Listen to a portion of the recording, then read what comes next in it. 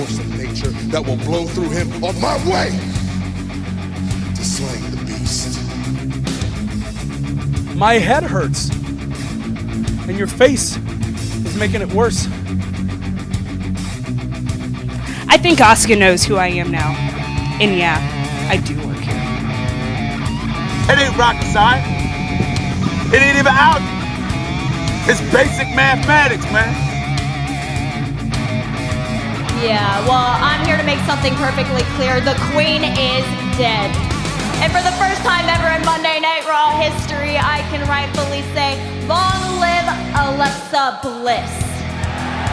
The one, the only goddess of WWE.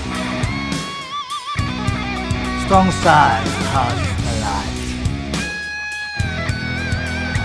So let me give you a little last piece of advice. Do yourself a favor and don't play the Bobby Roode lottery, because at the end of the day, you're just not man enough to win. Want to know what it means to be genetically superior? You never will. Let me remind you that this is the house that AJ Styles built. Fade away and classify ourselves as obsolete. Delete! Delete! Delete! You mess with my man, I'm gonna break you, bitch. You hear me?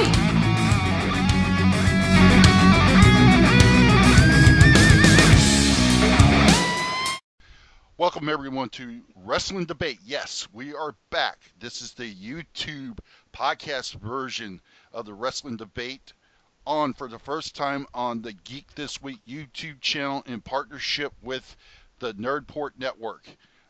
I am Billy James. Along with me is Sean the Shark Williams. Sean, how are you doing? I'm good. It's been a while. I'm ready to get back into the swing of it. Yeah, absolutely. And let's get started with what happened this past Tuesday. I think we were all shocked. It was a dream match. John Cena taking on Shinsuke Nakamura. The winner of that match getting the title shot at SummerSlam against the WWE champion, the modern-day Maharaja, Jinder Mahal. Yeah, and I was worried that Mahal was going to interfere with that match and it would screw the whole thing up and make all the hype for nothing. I was glad they didn't go that route because, honestly, for a non-pay-per-view regular TV match, it was pretty damn good. Yeah, it was pretty damn good. Now, what I had heard was the original plan was for Baron Corbin to come down and do the running interference, him miss and take out Cena, the refs down, and then Shinsuke takes advantage, wins the match, and that sets up John Cena versus Baron Corbin at SummerSlam. But obviously they didn't do that. However, they did have Baron Corbin attack John Cena after SmackDown went off the air. Yeah, so it looks like they're probably going to most likely go for there's the probability they'll probably go for John Cena versus Baron Corbin anyway. Yes. Now, during that match, there was one nasty spot in that match where it would look, I think it was like a suplex that Shinsuke was doing on Cena, and instead of Cena landing on his back, he landed on his neck and head. He folded up like an accordion. Yeah, it was a very scary move. I know after the match, I've read several articles where it was said that Shinsuke told Cena, "Hey, I'm sorry," and Cena told him, "Don't be sorry." Which brings me to my question, Sean, and I've heard this from some wrestling friends of mine. I've heard it. I've seen comments on the internet, and it concerns: is Shinsuke safe to work with? Is he sloppy? The reason why I ask this is because Austin Aries, who's no longer with the WWE, we all know he had a wonderful match, in my opinion, against Shinsuke Nakamura, but it was in that match he broke his orbital socket. And Okay, I'm confused if that happened on that same match or if it was at a house show or I a think live it was. event. I think you're right. It was at a house show. It wasn't at the pay-per-view. It was at a house show. But nevertheless, later this after Tuesday, Austin Aries tweeted a comment. Well, at least he didn't break your optical orbital socket. And a lot of people that I've talked to felt that he's sloppy. That his, for example, his matches with Baron Corbin haven't been good. So is it a simple fact that it's Shinsuke's good, but he hasn't found the right opponent to have that great chemistry with? Or is it just people misunderstanding his style of wrestling? I would say it's the more misunderstanding his style of wrestling, and I feel that it's not. There's a difference between being sloppy and being stiff. Now, if you sloppy to me would be if this happened like in every single match that Shinsuke Nakamura has had, not just in WWE, but as in his entire career. Considering that we've only seen like only two real incidents happen with Nakamura, and they've been pretty spaced far apart between each other, I would say maybe he works stiff, but you know what? He comes from New Japan. He was the guy that was the crown jewel. He was royalty in New Japan. So you know what? It's what he's come about knowing, and at least in New Japan, they respect the craft of pro wrestling, so they're known to not hold back.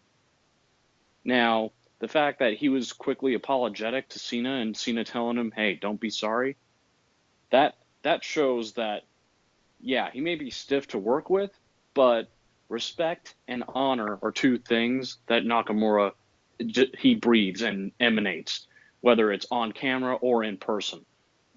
I totally agree with you. Also, he's had matches with Samoa Joe and Bobby Roode. All those matches, in my opinion, were damn good matches, and I don't hear anybody saying, "Oh, those matches were sloppy." Now, I have to say, in Shinsuke's defense, to me, Baron Corbin is he's not that great of a wrestler, and what I mean by that is you put him in there against someone like Shinsuke Nakamura, who's a technical, hard style wrestler, and Baron Corbin's just a power wrestler. That's all he is a power wrestler. And for him, I mean, you can only do so much with a power wrestler. And this is what worries me, though, with the upcoming match between Jinder Mahal and Shinsuke Nakamura, is that, look, in terms of like doing promos and the mic work and being a heel, Jinder is doing what he has to do, and he's doing fine. I'm not saying he's doing great. He's not doing poor, but he's doing fine in that area. However, when it comes to his in-ring work, I'm worried he won't be able to keep up with Shinsuke Nakamura. Well, we'll definitely get the answer to that at SummerSlam. But I'm looking forward to this. Now, my big fear is, and I hope they don't do this, but it's a possibility. Let's say Shinsuke goes over on Jinder, wins the WWE title, but then Baron comes down, cashes in, and takes the title. I think when Baron Corbin does cash in Money in the Bank, he will cash it in when Jinder loses the belt. As long as Jinder's champion, Corbin is not cashing in. True, but see, I don't want to see Shinsuke win the title and then turn right around and drop it to Corbin. Yeah, I don't like the idea of that either. But at the same time, if it did happen, I feel like it's not like we won't ever see Shinsuke Nakamura get his hands on the belt again. The WWE title is in his future. I hope that's true because, and this brings me up to another subject that I've read is that after SummerSlam, they're talking about doing another shakeup to the roster. A lot of trades and some people getting shipped back down to NXT. Yeah, I've heard the same. I've heard the similar thing too, and I've heard some names that are being tossed around of who they may send back to NXT. I mean, Emma is one. Dana Brooke is another. Apollo Crews, who, let's face it, he's kind of been AWOL the last couple months.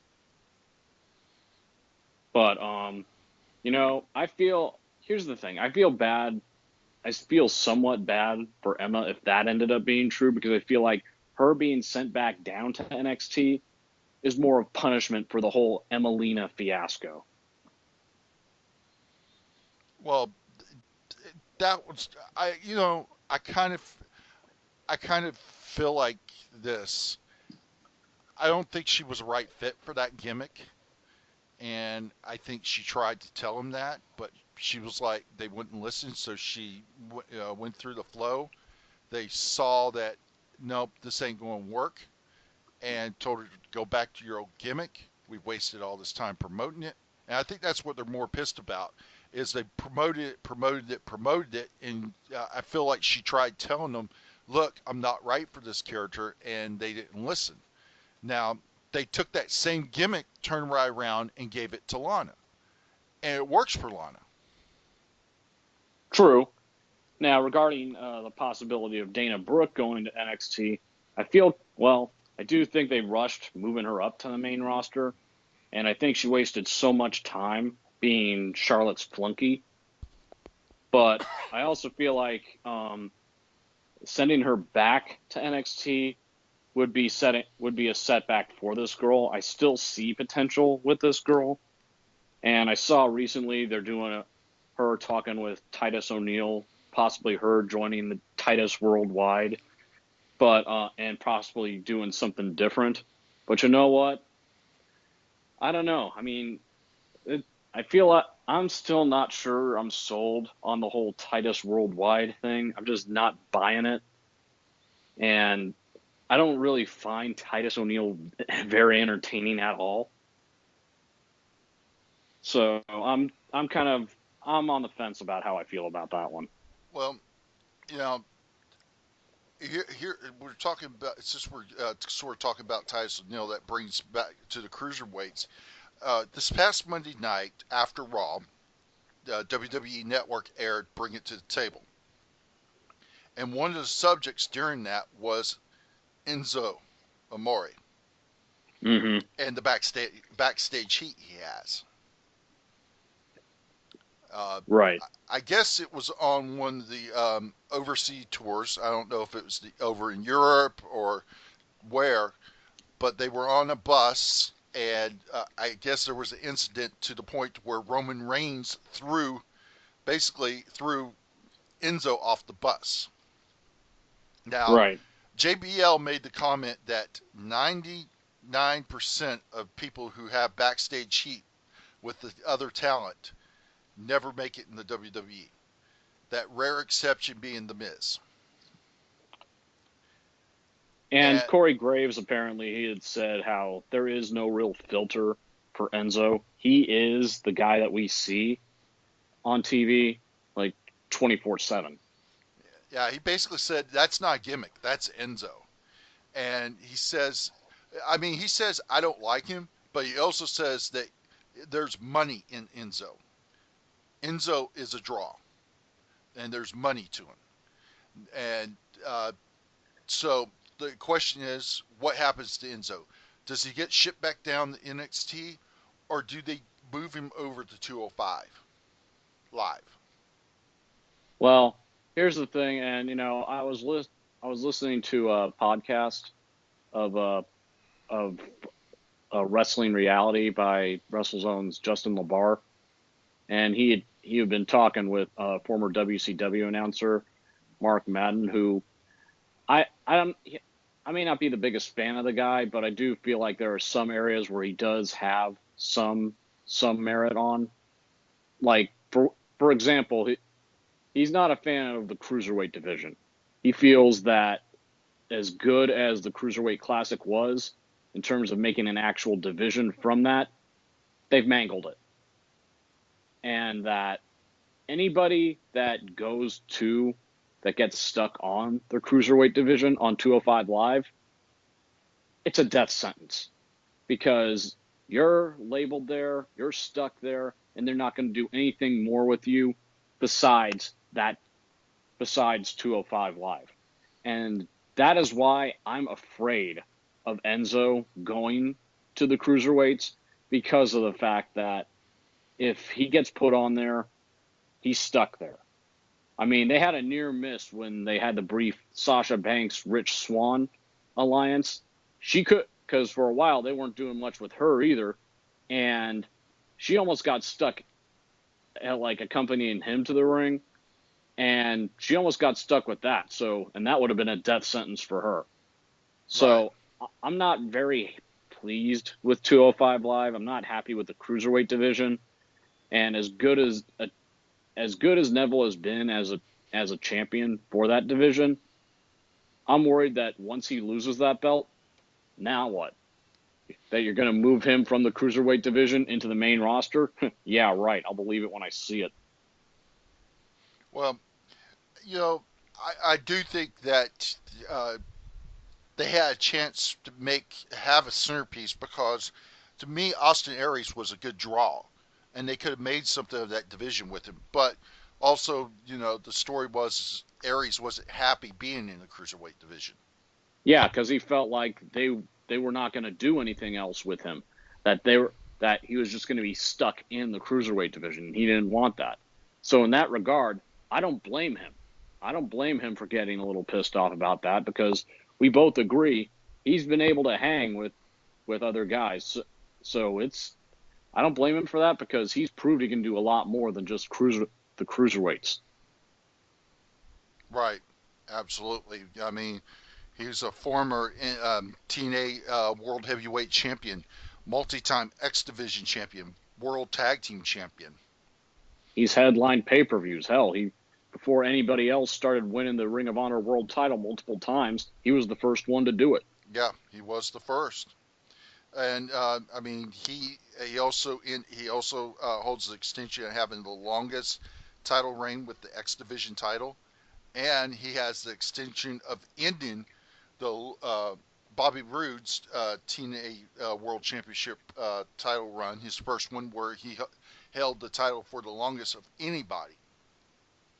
And one more thing, let's not forget that in Ring of Honor, Samoa Joe's who still holds the record for the longest title reign for the Ring of Honor World title, Austin Aries was the one that ended it.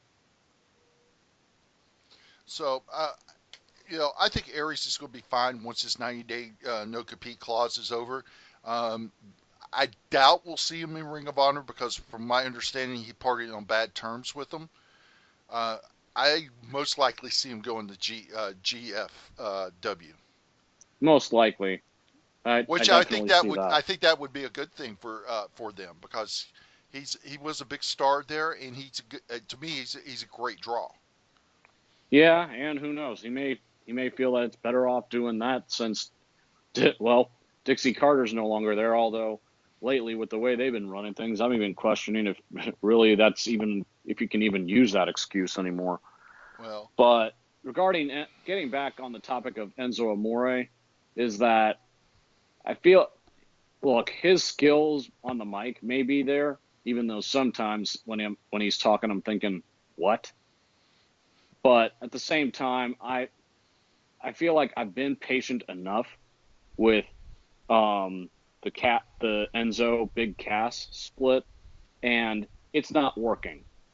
And if you're wondering for Enzo or for Cass, both. Nobody is taking Big Cass seriously as a monster heel. And frankly, the whole anytime him and Enzo collide, for the most part, it's been unwatchable. That's because, I mean, it's just, I don't think it's believable. And that's the whole point of why I say it would be better for Enzo to go over to 205 Live. I think he would thrive there, and he would be a big enough draw to where maybe they would bring some more attention to that show, and therefore they would put more effort into it. provided they let him still be him on 205 Live, and that's a big if. Well, true.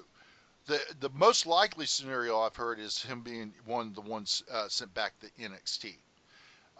Some of the Which people I think would be just as bad, because on his own in NXT, he's just going to flounder in the lower card. Well, very true. That's the reason why I think 205 Live would be better for him. Now, talking about NXT, we were talking about some people being sent back to NXT. One of the reasons for some people being sent back to NXT is that that the producers know that Vince is never going to push some of these people. And some of them were brought up that they feel, I read that some of them were brought up that they feel shouldn't have been brought up. At first, I was against Nia Jax being brought up, but I think Nia Jax has kind of made herself. I think on Raw. That's one name that I would say she needs to stay put. They're not going to send Nia Jax back down to NXT. No, absolutely not. If I had to take a ballpark guess of who they would send back down to NXT, my picks would be women-wise, Emma and Mickie James. Yeah, I could see that, because you know what? One particular reason, I would like to see a match. Let's face it. We'll talk about TakeOver Brooklyn later, but I would love to see Ember Moon versus Mickie James one-on-one. And I feel like you would get the most out of that match in NXT as opposed to on the main roster. But I tell you, 2 dream matches, actually 3 dream matches I'd like to see with Mickie. And I feel like that having these 3 matches would be career highlights for her. One is just because it'd be unique to see how they would work in the ring, do some back history. But I'd like to see Mickie James versus Nikki Bella. That'd be interesting. But we mentioned women that could be sent back down to NXT. But let's talk about males. Who would you send down? There was one that was mentioned, and I actually think I would agree with this, is Apollo Crews. I could see Apollo Crews. I could definitely see Apollo Crews. I would have to say on SmackDown, I would say Ty Dillinger and Chad Gable.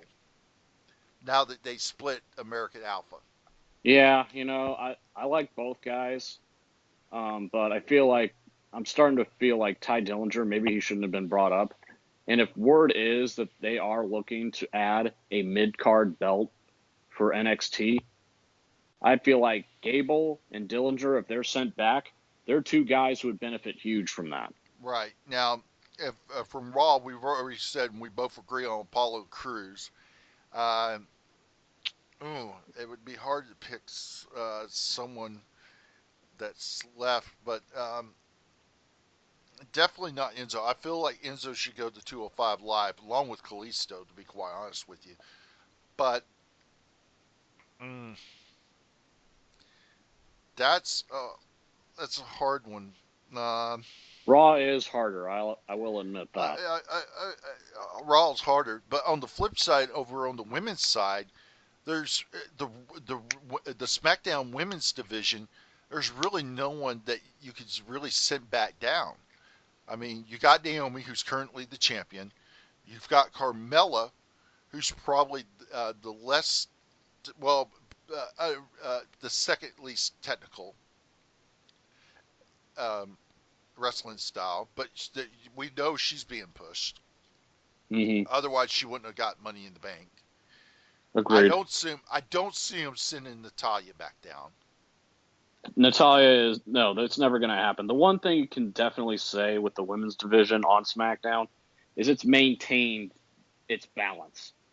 It's balanced, it's pretty solid, and I still feel it's probably in a lot better shape than the Raw women's division still. Well, and you have Charlotte, you have Becky Lynch, you've got Naomi, You've got Tamina, which I think they're trying to really do something with Tamina. So I don't see any of the women on the SmackDown division getting sent back down to NXT.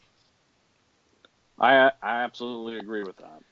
So, but since I brought up Charlotte, on a little side note, I was talking about Mickie James, 3 matches I'd like to see her in. The second one would be Mickie James versus Charlotte. That'd be a good one. Because, for Charlotte to claim she's the greatest women's champion of all time, she's got to beat one of the greatest women champions of all time. One of the most decorated, not in just the WWE, but in wrestling a whole. Mickie James has been a women's champion in almost every company she's worked for. Absolutely. She's the only woman to have held the WWE Women's, Divas, and NXT, not NXT, TNA Knockouts title. Yep. And that's something nobody can take away from her. So I just feel like that would be an awesome match. My third match, and Sean, you're going to be, this is going to make you happy. Okay. Mickie James versus Sasha Banks. That would be an epic match. I really do think that would be a good matches. But I will tell you something else that will make you happy. Mm-hmm. It was just recently announced. It's official. The wrestling gods have answered our prayers. The WWE and Eva Marie have parted ways. Ding dong, the bitch is dead. Well, to be quite honest with you, that's an insult to bitches. I was about to say, which bitch? The redheaded bitch. Well, I will say this. Normally, WWE would say, good luck, Eva Marie, with your future endeavors. But unfortunately for you, Eva Marie, I don't think whatever you try to do in your future endeavors is going to work. Because, okay, she couldn't wrestle. She couldn't ring announce. She couldn't even freaking be a valet. She screwed that up royally. The bottom line, though, is that there are a few times where you see somebody part ways from WWE and you feel like they're just going to be blackballed and blacklisted. She may be the one exception to that because whether we liked it or not, they handed everything to her on a platter. Oh, they pretty much, she had zero training, zero experience, zero commitment, and they rolled it all out for her. And for what? For this? Yeah, exactly. It was a stepping stone to an acting career for her. That's all. And you know what? The fans knew it, and that's why they hated her. And this wasn't Xbox heat. This wasn't even legit heel heat. This was get the fuck out of our sight heat. The only time I heard a loud pop that involved her was when it looked like she won the NXT Women Battle Royal, only to get eliminated by Carmella. And I never heard Carmella get such a loud pop in my life until that. Yeah, I mean, yeah, that was just wrestling great, to hear. It was music to our ears. Now, side note before we talk about anything else, and I was talking with some friends of mine, like when talking about guys that had been moved up to the main roster that shouldn't have, and if mistakes that have been made in NXT. And this is one that I would have done if I could undo something in NXT. Not only would I have never moved the Vaudevillains up to the main roster, I would never have let them beat Blake and Murphy for the tag team titles. That's interesting. I would have let Enzo and Cass win the belts from Blake and Murphy, and then have the Revival beat them. So I would have undone the Vaudevillains' entire tag team title reign in NXT. Because I feel like the Vaudevillains moving up was a mistake because their gimmick was never going to take off on the main roster, and it didn't. And the fact that Blake and Murphy were a crap tag team. And the fact that you had your most over tag team in Enzo and Cass, who had Carmella with them at that time, actually not get the belts from them is insanity.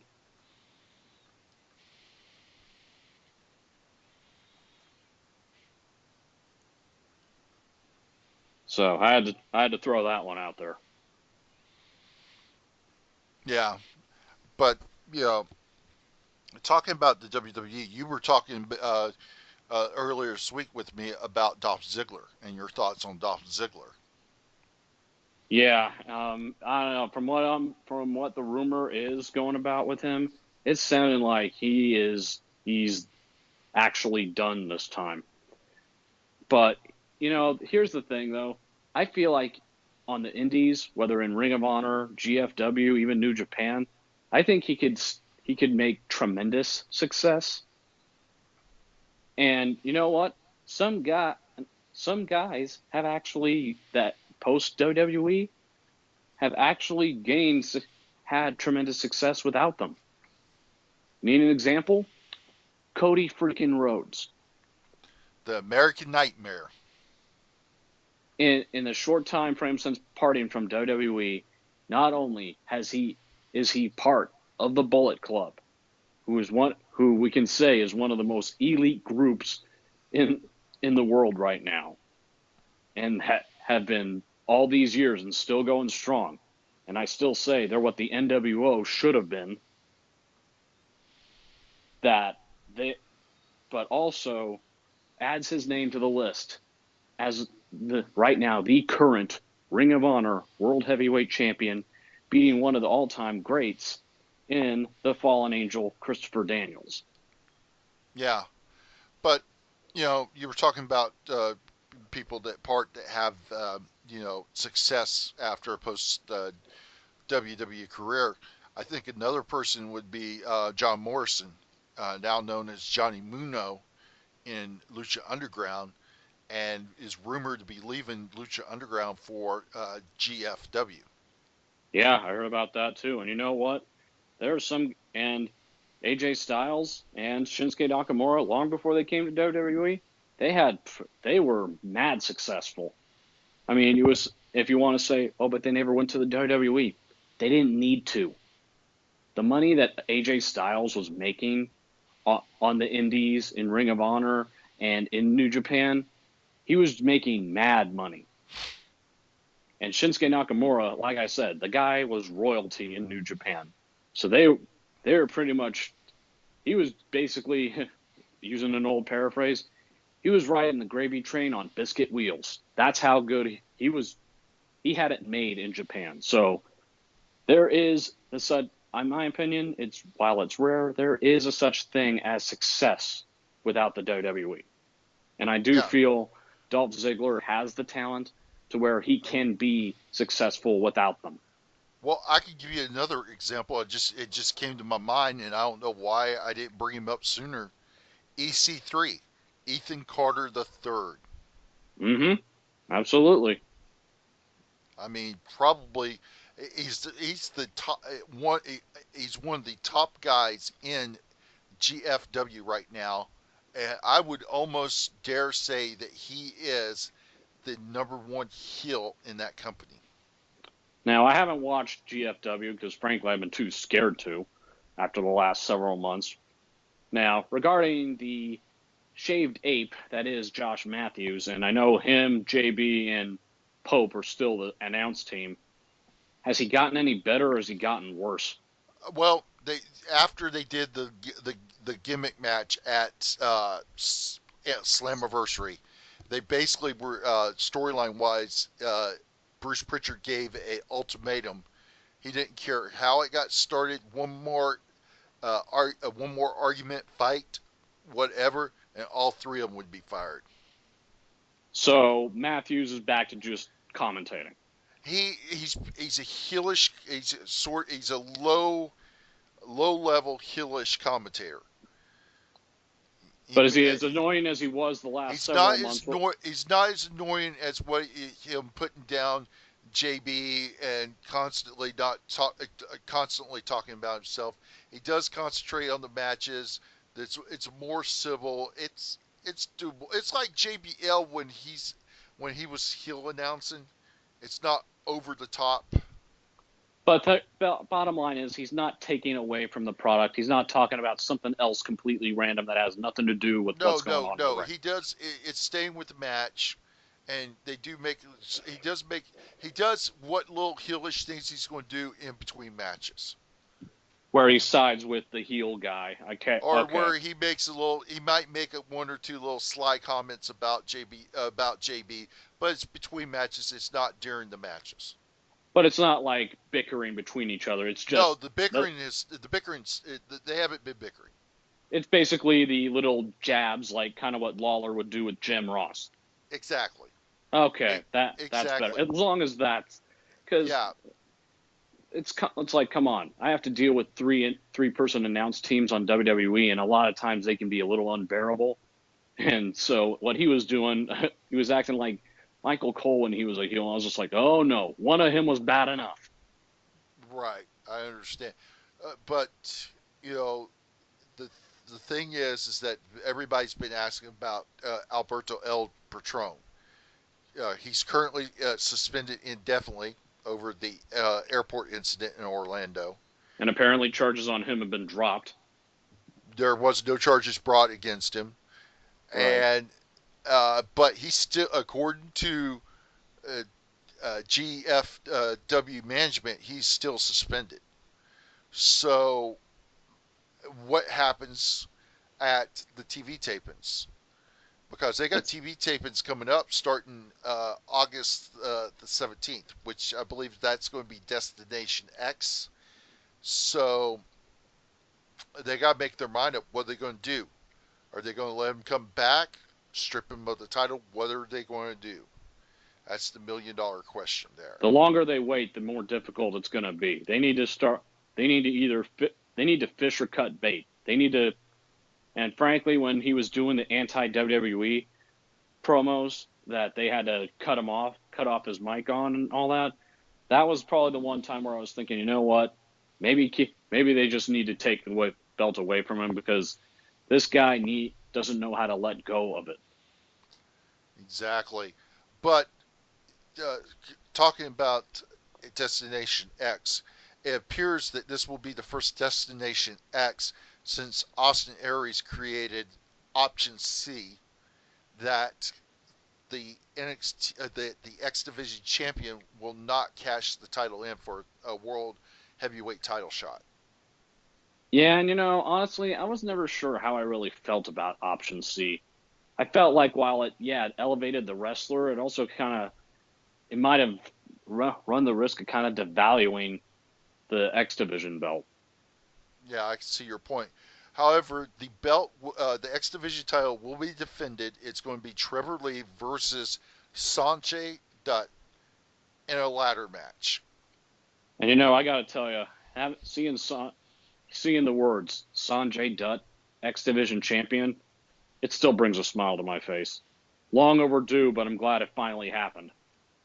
And also at Destination X, they're supposed to be getting new titles for all the championships. Yeah, they're no longer carrying two belts. They're finally going to have it just one. But but I'm glad they're still sticking with the X Division because I think that was the one thing that Jeff Jarrett felt from TNA, that was one of the biggest draws, the biggest sells they had was the X Division. Right. And the one title that they did not merge was the Gen X title. That was last held by Cody Rhodes. That title just basically was deactivated. It was kind of like what was the global title or whatever TV title, whatever that was, kind of like that. Well, yeah. Basically it was the global TV. It started out the Legends title, then it became the global title, then it became the TV title, then it came back as King of the Mountain, and that got deactivated, and it's now the Grand Championship, Impact Grand Championship. Yeah, which I'm still not. I mean, I'm glad EC3 has it. I'm just not sure how I feel with the whole having 3 rounds thing. It's original, But at the same time, I'm just not sure if it's really cutting it. Yeah. So, But I want to also talk. Want to be able to talk. I mean, I'll let you finish what you say, but I definitely want to talk about. Go ahead. No, I was going to say I definitely want to talk about Takeover Brooklyn and what we're looking at so far with that one, because that's shaping up to be a pretty big card right now.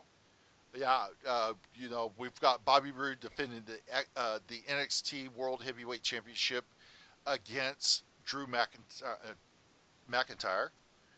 That's going to be a damn good match. And yeah, and I like what they're doing with Roderick Strong. I think they're finally starting to put the pedal to the metal on Roderick Strong and start pushing him. Precisely.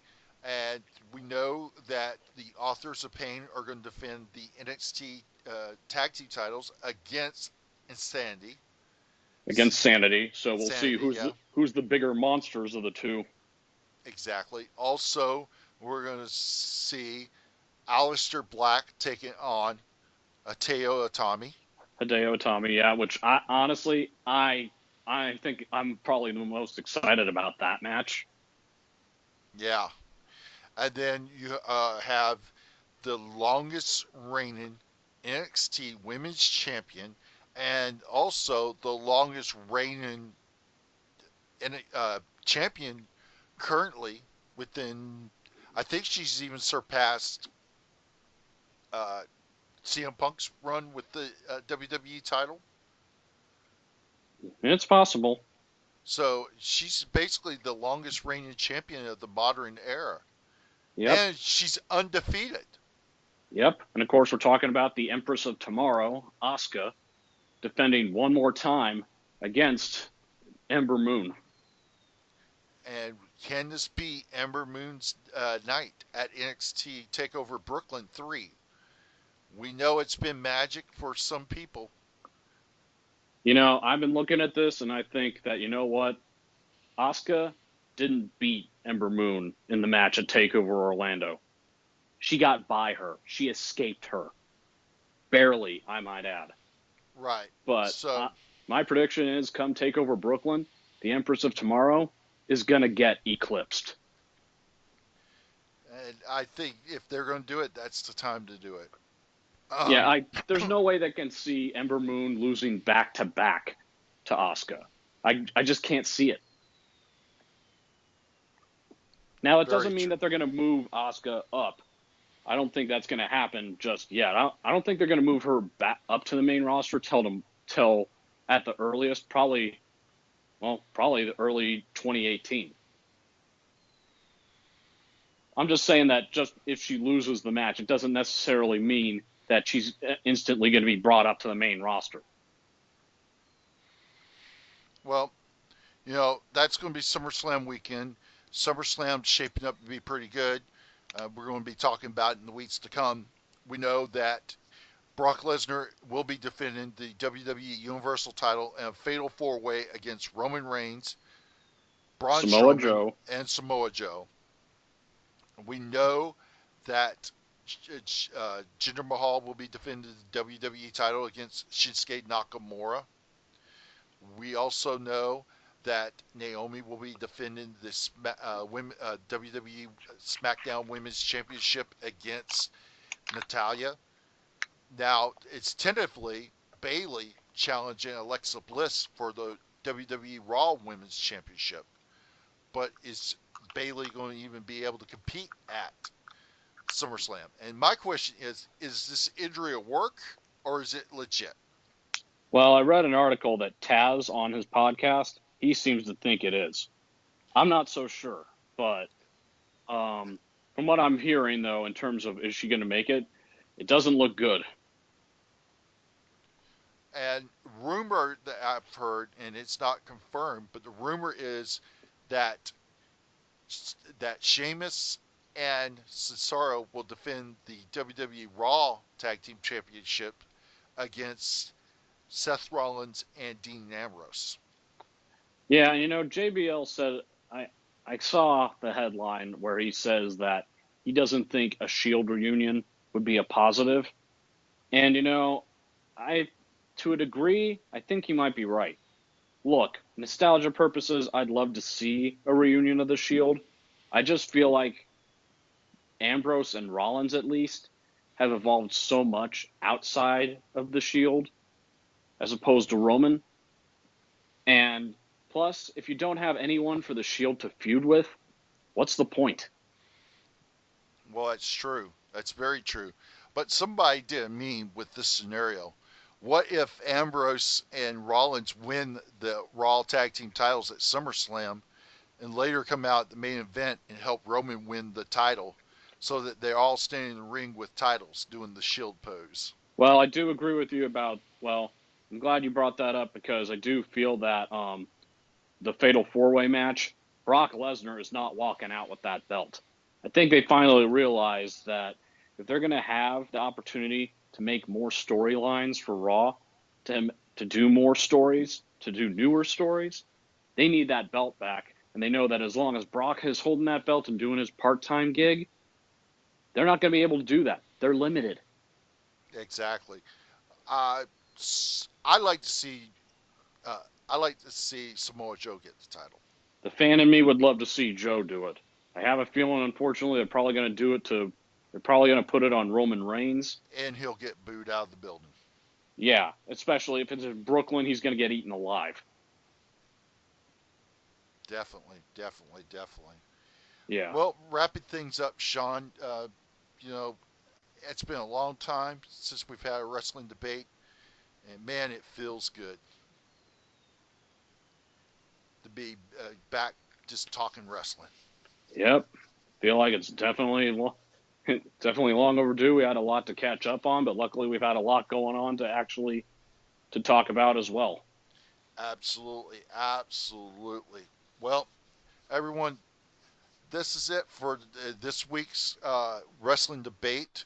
I've been your host, Simply Sensational James, along with Sean the Shark Williams. Sean, do you have any plugs for us? For my wrestling takes, follow me on Twitter at ApexSharkSW. And also, of course, my Facebook group is The Wrestling Attack. And I got to say, quick takes I'll give is that I'm not surprised about Brandy Rhodes leaving GFW and joining Cody in Ring of Honor. I figured it was bound to happen at some point. And even though it's been a while, I'm going to say about Al Snow's departure from GFW. Al Snow, you're still a fossilized bitch. Okay. I guess on my note is I hope that one of my favorite knockouts will return to what's now GFW, and that being Brooke Tessmacher. So hopefully she'll return. Right now, she doesn't know whether she'll be returning to wrestling or not, but hopefully she will, because I thought she was probably one of the best knockouts that came in and just improved and really made herself there. She was an underrated talent. Yeah, absolutely. So that's it for this week's wrestling debate. Thank you guys for joining us. Make sure to check out all the other great videos on the Geek This Week YouTube channel. And also thank you to the Nerdport Network for working with us on this podcast. And we'll catch you all next week. Later.